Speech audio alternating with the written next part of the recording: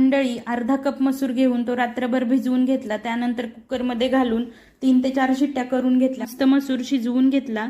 त्यानंतर वाटणासाठी मिक्सरच्या भांड्यामध्ये 7 ते 8 लसणाच्या पाकळ्या आणि थोडं सुकं खोबरं घालून चांगलं वाटण बनवून घेतलं।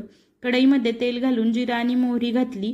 जिरं मोहरी छान असं तडतडल्यानंतर त्यामध्ये कढीपत्त्याची पानं घालायची, एक बारीक चिरलेला कांदा घालायचा, कांदा चांगला मऊ होईपर्यंत परतून घ्यायचा। लसूण खोबऱ्याचं वाटण घालून ते सुद्धा मिनिटभर चांगलं परतून घ्यायचं। त्यानंतर एक बारीक चिरलेला टोमॅटो घालायचा, चवीनुसार मीठ घालून टोमॅटो चांगला मऊ होईपर्यंत परतून घ्यायचा। त्यानंतर यामध्ये अर्धा चमचा काळं तिखट घातलेलं आहे। तिखट तुमच्या आवडीनुसार कमी जास्त करू शकता किंवा कोणतंही साठवणीचं तिखट घातलं तरी चालेल। त्यानंतर अगदी पाव चमचा हळद घालायची आणि मिनिटभरासाठी चांगलं मिक्स करून घ्यायचं। उकडून घेतलेला मसूर घालायचा, गरजेनुसार पाणी घालायचं आणि बारीक चिरलेली कोथिंबीर घालून मिक्स करून घ्यायचं। 4 ते 5 मिनिट उकळून घ्यायचं। तयार झाली मस्त अशी मसूरची आमटी। भातासोबत भाकरीसोबत चवीला मस्त लागते।